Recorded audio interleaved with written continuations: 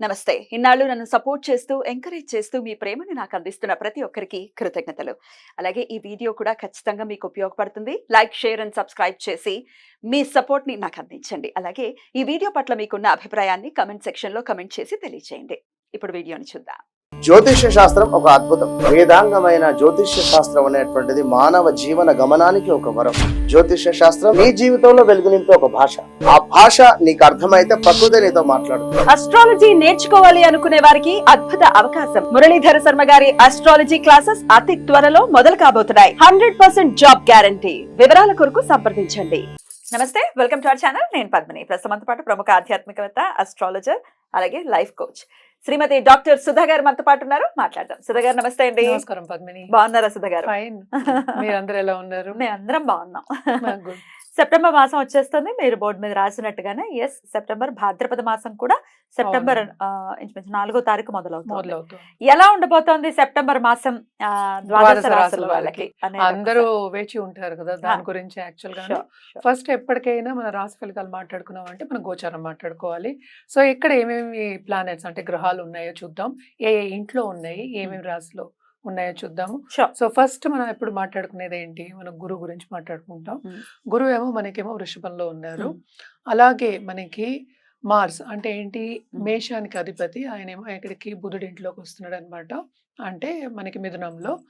అలాగే బుధుడు దిగుతున్నారు ఎక్కడికి, మనకి సింహానికి.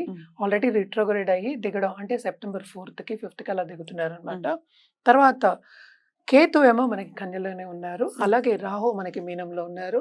శని ఏమో రిట్రోగ్రేడ్ లో మనకి కుంభంలోనే ఉన్నారు. ఇంకోటి ఏంటంటే మనకి ఇక్కడ శుక్రుడేమో మనకి ఆగస్ట్ ఎండ్ నుంచి మనకి సెప్టెంబర్ 18th వరకు ఇందులో అంటే ఏంటి కన్యలో ఉంటున్నారు. మళ్ళా ఆయనేమో తులాకి వెళ్తున్నారు సెప్టెంబర్ 18th కి. రవి ఏమో మనకి సెప్టెంబర్ 16th కి కన్యకి దిగుతున్నారు అనమాట.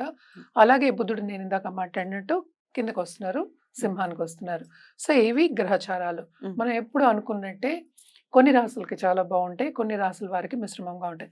జనరల్ గా మనం చూసామంటే అన్ని మిశ్రమ ఫలితాలే మనం చెప్తూ ఉంటాం, ఎందుకంటే మనకి షార్ట్ టర్మ్ పీరియడ్ ఇది, అంటే 30 రోజులకి మాట్లాడుకుంటున్నాము.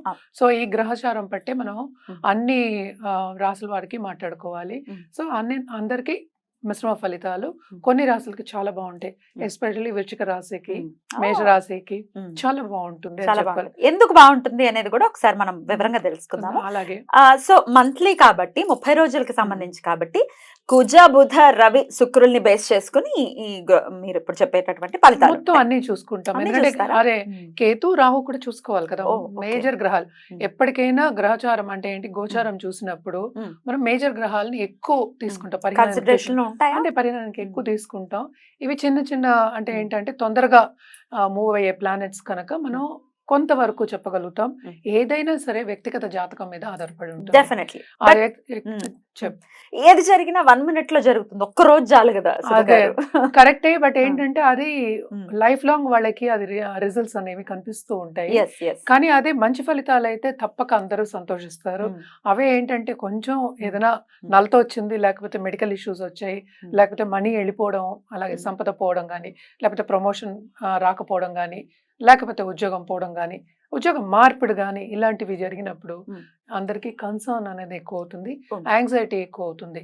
వీటన్నిటికీ మనం చెప్పేది మోస్ట్ ఇంపార్టెంట్ ఏంటంటే మనం పరిహారాలు చేయాలి, రెమెడియల్ మెషర్స్ చేయాలి. అదే తప్పక లాంగ్ టర్మ్ చేయాలి కదా. రెమెడియల్ మెషర్స్ ఇవాళ చేసి రేపు అయిపోవాలి. సింహరాశి, ఈ సింహరాశి వారికి ఎలా ఉండబోతోందండి ఈ సెప్టెంబర్ మాసం? చాలా అద్భుతంగా ఉందండి, నిజంగానే చెప్తున్నాను. ఎందుకంటే రవి కూడానే ఉన్నారు, మళ్ళీ సెకండ్ హౌస్కి వెళ్తున్నారు. కేతుతో పాటు వెళ్ళినప్పటికీ కొన్ని ప్రాబ్లమ్స్ ఉన్నా కూడాను బాగుంటుంది. ఎందుకంటే బుధుడు కూడా మనకి కింద దిగుతున్నారు మనకి, అంటే ఏంటంటే 2nd and 11th లార్డ్. అంటే ఏంటి, ఆర్థికంగా వీళ్ళ పొజిషన్ అనేది ఇంప్రూవ్ అవుతుంది. అండ్ ఆల్సో మనం చూసామంటే గురు సంచారం కూడా మంచిది 10th house, అంటే కెరీర్ డెవలప్మెంట్కి చాలా బాగుంటుంది ఈ నెల. అంటే ప్రమోషన్ వచ్చే వాళ్ళకి ప్రమోషన్ వస్తుంది. అలాగే ఎస్పెషలీ పాలిటిషియన్స్ గురించి చెప్పుకోవాలి అంటే వాళ్ళకి సపోర్ట్ సిస్టమ్ అనేది బాగుంటుంది, పదవి వచ్చే ఛాన్సెస్ ఎక్కువ కనిపిస్తున్నాయి అని చెప్పాలన్నమాట. అన్ని సంచారాలు బాగానే ఉన్నాయి. మోస్ట్ ఇంపార్టెంట్ అంటే 8th రాహు ఉన్నారు అండ్ 2nd కేతు. అలాగే ఏంటంటే మనకి శుక్రుడు కూడా ఆయన ఓన్ హౌస్కి వెళ్తున్నారు అనమాట. సో అది కూడా మంచి సంచారమే కదా. శుక్ర సంచారం కూడా బాగుంటుంది వీళ్ళకి కొంతవరకు. 2nd కేతు ఉన్నప్పటికీ ఏంటంటే కొన్ని కుటుంబ కలహాలు అనేవి చెప్తూ ఉంటాం. ఎందుకంటే ఈగో ప్రాబ్లమ్స్ అంటే ఏంటంటే ఇద్దరికి ఆలుమొగలు మధ్యన కానీ దాంపత్య జీవితంలో కానీ మిస్అండర్స్టాండింగ్స్ కానీ ఆర్గ్యుమెంట్స్ వచ్చే ఛాన్సెస్ ఎక్కువ కనిపిస్తున్నాయి. మనకి ఒక దాంట్లో బాగుంటే ఒక దాంట్లో బ్యాలెన్స్ అవుతుంది ఎక్కడో అక్కడ కనిపిస్తూ ఉంటుంది. హెల్త్ విషయం కూడా సెన్సిటివ్ అయ్యే ఛాన్సెస్ ఉన్నాయి. కుటుంబ పరంగా ఏంటంటే కొన్ని డెసిషన్స్ తీసుకునేవి రాంగ్ డెసిషన్స్ అవ్వచ్చు.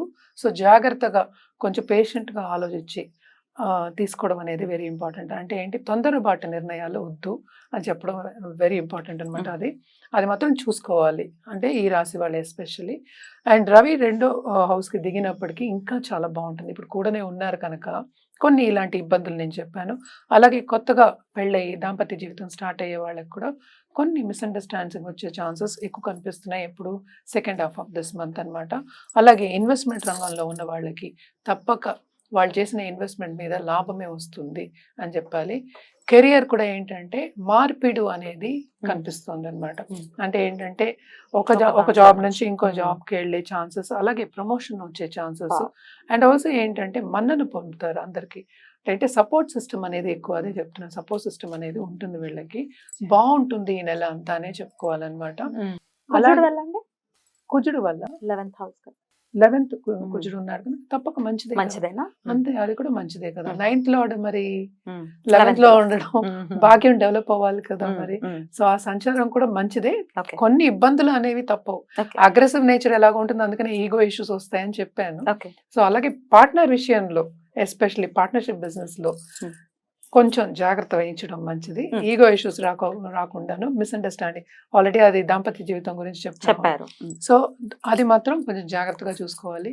అంటే ఏంటంటే తొందరపాటు నిర్ణయాలు వద్దండి. అదే కొంచెం ఆలోచించి చేసుకోవడం, ముందుకెళ్ళడం అనేది వెరీ ఇంపార్టెంట్. అండ్ ఆల్సో ఏంటంటే వీళ్ళకి తప్పక కొత్త బిజినెసెస్ స్టార్ట్ అవ్వడం అనేది జరుగుతుంది. అంటే ఆల్రెడీ బిజినెస్ లో ఉన్న వాళ్ళకి కాంపిటీటర్స్ కన్నా వీళ్ళు ఎక్కువ రాబడి వచ్చే ఛాన్సెస్ కనిపిస్తున్నాయి. అలాగే విస్తరింపు అనేది కనిపిస్తుంది. ఎందుకంటే డబ్బు రావాలంటే సూచనలు ఉన్నాయంటే తప్పక బిజినెస్ విస్తరించాలి. అలాగే కొత్త పార్ట్నర్స్ వచ్చే ఛాన్సెస్ కూడా మనకి కనిపిస్తున్నాయి. మనం చూసామంటే శని రిట్రోగ్రేడ్ లో ఉన్నారు కనుక కొంత ప్రాబ్లమ్స్ ఉన్నప్పటికీను మంచి సూచనలే కనిపిస్తున్నాయి. వీళ్ళు ఎస్పెషల్లీ రెమెడియల్ మెషర్స్ కింద రవికి చేయడం, ఆదిత్య హృదయం చదువుకోవడం, అలాగే అర్ఘ్యం ఇవ్వడం, నవగ్రహాల స్తోత్రం పఠించడం ఎవ్రీ డే చాలా మంచిది. అలాగే మనం చూసాము అంటే గణపతికి ఎస్పెషల్లీ ఈ నెలంతా చేసుకోవడం అనేది మంచిది అనమాట. ఎందుకంటే శుక్రుడు మనకి తెలుసు ఆల్రెడీ బెనిఫిక్ గ్రహమే ఈ రాశి వాళ్ళకి. సో అది కూడా మంచి ఓన్ హౌస్ లో ఉండడం మంచిదే. వీళ్ళ తోబుట్టువులు కూడా చాలా బాగుంటుంది.